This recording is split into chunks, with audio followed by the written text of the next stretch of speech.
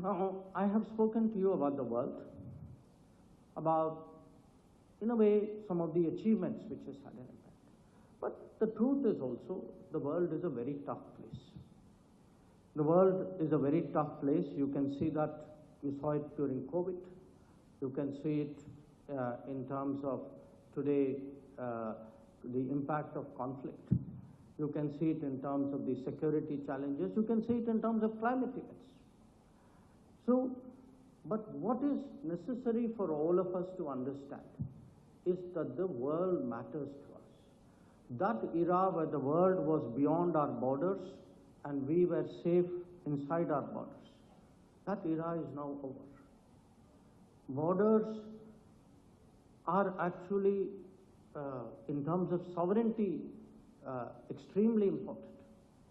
But when we speak about globalization, everything that happens in the world outside will impact your life, and everything you are doing here, particularly if you're doing it on scale, in terms of a different level of achievement, that will also impact the world. And I say this to you because this is today the world in which we have assumed the G20 presidency. So why is our G20 presidency different? Because, you know, there have been other countries who have done G20 for a variety of reasons. The first reason is actually the chair. The fact is, India has assumed the G20 presidency at a moment when India is mattering more and more to the world. It is mattering more to its world, partly because of our economic achievements, that from number 12 or number 10, we have now become the number 5 economy. It is mattering because today, whether it's technology, it could be digital, it could be our talent. I gave you Chandrayaan as an example, but you can see it in other ways as well. That we are today recognized as essential to the global workplace, to the global talent pool. It matters because we also today have demonstrated a capability.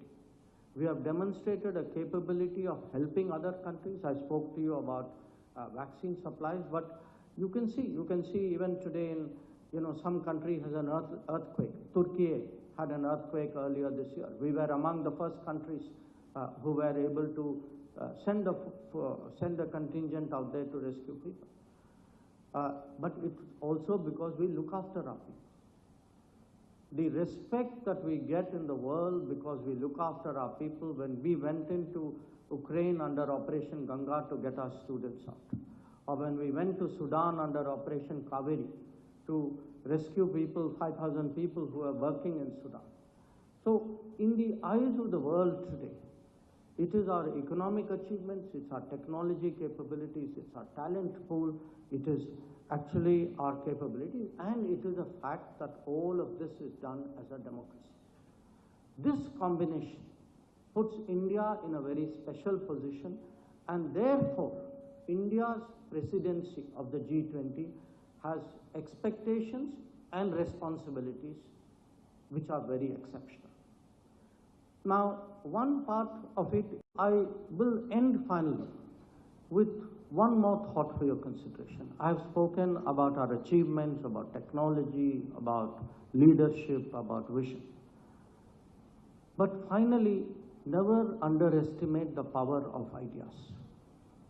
That today, India is actually seen, and our Prime Minister personally is seen, as a very powerful propagator of ideas.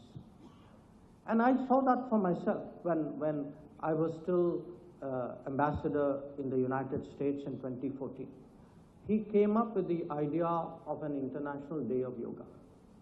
Okay. To be very honest, many of us, and I would admit to you very honestly, I myself didn't fully appreciate what a global impact it would make if you can actually get the entire world on a single day to realize what the practice of yoga, what the benefits of yoga can be. And if you see since then, we have changed the world's thinking about solar energy through the International Solar Alliance. Today, we are trying to change the world's food habits through the International Year of Millets. We have created a collective way of responding to disasters through a coalition of disaster response.